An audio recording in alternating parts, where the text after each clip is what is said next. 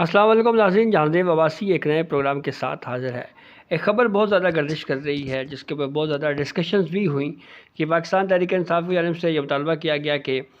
وہ اگر مذاکرات کرنا چاہتے ہیں، بات چیت کرنا چاہتے ہیں تو آرمی چیف اور DGI سے بات کرنا چاہتے ہیں۔ اس معاملے پہ انکار ہو گیا ہے اور اس استدعا کو یا اس درخواست کو جو ہے وہ مسترد کر دیا گیا ہے، رد کر دیا گیا ہے۔ اس کی ڈیٹیلز آپ سے شیئر کریں گے۔ اور دوسرا معاملہ ہے اسلام آباد ہائی کورٹ کے 6 ججز کے معاملے کے اوپر ایک ڈیولپمنٹ ہوئی ہے، تو آغاز یا 6 ججز کے حوالے سے بات کرتے ہیں۔ ان 6 ججز کی جانب سے آپس میں مشاورت کی گئی اور مشاورت کے بعد اپنی تجاویز جو ہیں وہ سپریم کورٹ آف پاکستان کو بھجوا دی گئی ہیں۔ ان تجاویز پہ ایک تجویز بنیادی یہ ہے کہ اگر اس طرح سے کسی جج کو عدالتی امور میں مداخلت کرنے یا اثر انداز ہونے کی کوشش کی گئی تو پھر اس پر رسپانس کیا جائے گا نچلی سطح سے، یعنی ڈسٹرکٹ سیشن جج سے ہوتے ہوئے معاملہ ہائی کورٹ تک جائے گا۔ لوئر جوڈیشری کا جج ہائی کورٹ کے جج کو بتائے گا، ہائی کورٹ کا جج جو ہے وہ چیف جسٹس ہائی کورٹ کو بتائے گا، چیف جسٹس ہائی کورٹ کے ساتھ کوئی ایشو ہوتا ہے وہ سپریم کورٹ کو بتائے گا۔ ایک ہفتے کے اندر اندر یہ جو ہے وہ معاملہ طے کرنا پڑے گا۔ اور اسی معاملے پہ جسٹس اطہر من اللہ نے بھی ایک ویو دیا ہے۔ جسٹس اطہر من اللہ صاحب نے کل فیڈرل جوڈیشل اکیڈمی میں ایک ایونٹ تھا، وہاں پہ انہوں نے خطاب کیا اور انہوں نے جوڈیشری کی آزادی کے اوپر بات کی، اور پھر انہوں نے ایک واقعہ بھی سنایا کہ جب میں اسلام آباد ہائی کورٹ کا چیف جسٹس تھا تو اس وقت ایک ایڈیشنل سیشن جج کے حوالے سے ایک کمپلینٹ انہوں نے کی مجھ سے، جب میں اسلام آباد ہائی کورٹ کا چیف جسٹس تھا، کہ اس طرح سے جو ہے وہ میرے امور میں مداخلت کرنے کی کوشش کی جا رہی ہے، اثر انداز ہونے کی کوشش کی جا رہی ہے۔ تو جسٹس اطہر من اللہ صاحب نے یہ کہا جی کہ میں نے اپریسیشن لیٹر دیا ان کو، یعنی تعریفی لیٹر دیا، اور پھر ساتھ جو ہے وہ اس معاملے کے اوپر جو ہے میں نے یہ بھی ایک سرکولر بھی جاری کیا کہ اگر اس طرح کا کوئی واقعہ پیش آتا ہے اور اگر کوئی جج جو ہے وہ نہیں بتاتا تو یہ مس کنڈکٹ کے زمرے میں آئے گا۔ اسی معاملے سے جڑا ہوا ایک اور معاملہ یہ بھی ہے کہ جسٹس بابر ستار صاحب کے حوالے سے آخرکار ان کی جانب سے ایک رد عمل آیا ہے، اور جو سوشل میڈیا کے اوپر ان کے حوالے سے ایک کمپین چل رہی تھی کہ وہ گرین کارڈ ہولڈر ہیں یا وہ امریکی شہریت رکھتے ہیں، اس کے اوپر ڈسکشن سوشل میڈیا پہ ایک طویل وقت سے جاری تھی۔ تو اب انہوں نے ایک تردید یا وضاحتی بیان جاری کیا ہے اسلام آباد ہائی کورٹ کی جانب سے۔ اسلام آباد ہائی کورٹ نے نہ صرف اس مہم کو بدنیتی پر مشتمل قرار دیا ہے، بے بنیاد قرار دیا ہے، بلکہ یہ کہا ہے کہ یہ جھوٹ ہے، بے بنیاد کہانی جو ہے وہ پیش کی جا رہی ہے۔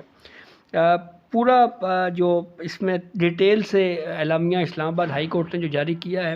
اس میں اسلام آباد ہائی کورٹ نے ایک تو یہ کہا ہے کہ غیر معمولی صلاحیتوں کے سبب جو ہے وہ بابر ستار صاحب کو بطور وکیل جو ہے، جب وکیل تھے پریکٹس کر رہے تھے، ان کو گرین کارڈ دیا گیا۔ 2005 میں وہ پاکستان آئے اور اس کے بعد ملک میں ہی مقیم ہیں۔ ان کی اہلیہ اور بچے پاکستان اور امریکی دونوں شہریت رکھتے ہیں، یعنی جسٹس بابر ستار صاحب کی امریکی شہریت نہیں ہے بلکہ ان کی بیوی بچوں کی جو ہے وہ ڈیول نیشنلٹی ہے، پاکستان کے بھی شہری ہیں وہ اور امریکہ کے بھی شہری ہیں۔ اور پاکستان اور امریکہ میں جتنے بھی پراپرٹیز ہیں، جتنے بھی اثاثے ہیں جسٹس بابر ستار یا ان کے اہل خانہ کے حوالے سے، وہ سارے جو ہے وہ ٹیکس ریٹرنز میں جو ہے وہ ظاہر کیے ہوئے ہیں، اور ایسا کوئی کیس جسٹس بابر ستار صاحب نے نہیں سنا جو ان کی فیملی کے مفاد کا ہو، اور جو دستاویزات ان کی نجی نوعیت کی سوشل میڈیا کے اوپر شیئر کی جا رہی ہیں اس کے اوپر بھی انہوں نے کمنٹ کیا ہے کہ یہ رائٹ ٹو پرائیویسی کے اگینسٹ ہے۔ اور اسی معاملے پہ ایک اور معاملہ بھی ہمارے سامنے آیا تھا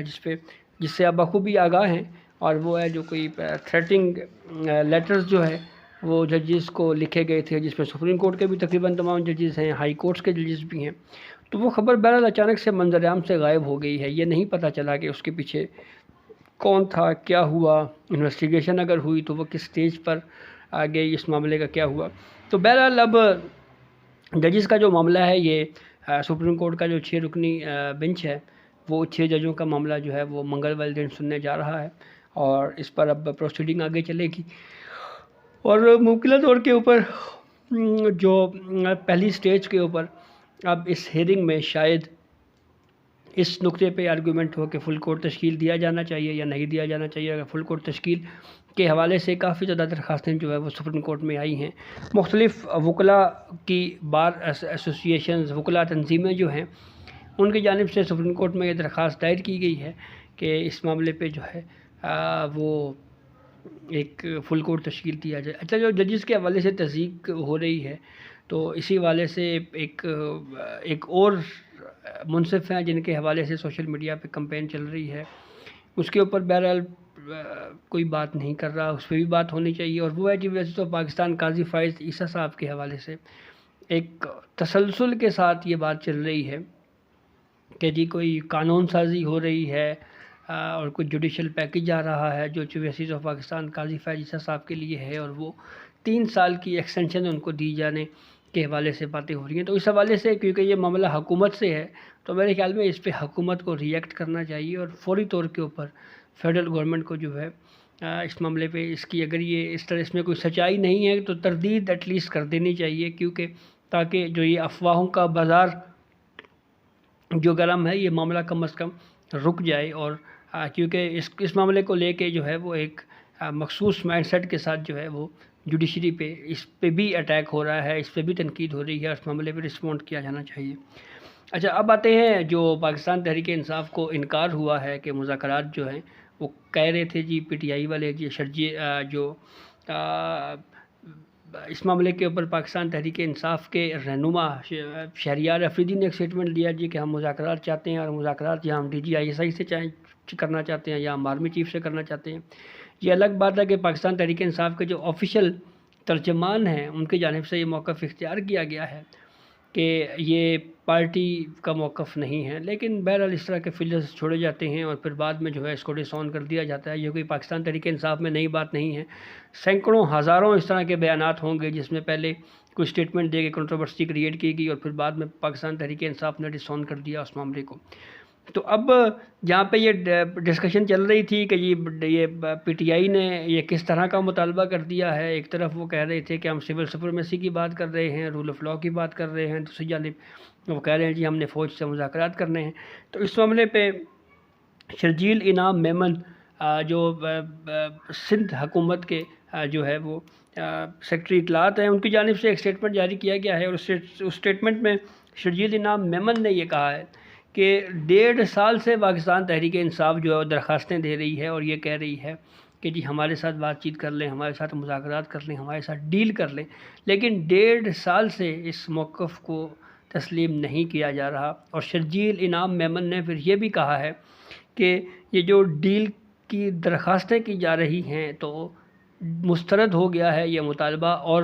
انکار کر دیا گیا ہے کہ آپ سے بات چیت نہیں ہوگی۔ اور اسی معاملے پہ وزیر اعلیٰ خیبر پختونخوا کے نے جو ایک کنٹروورشل اسٹیٹمنٹ دی کہ اسلام آباد پہ چڑھائی کر دیں گے، اس کے اوپر بھی انہوں نے کمنٹ کیا، اور بھی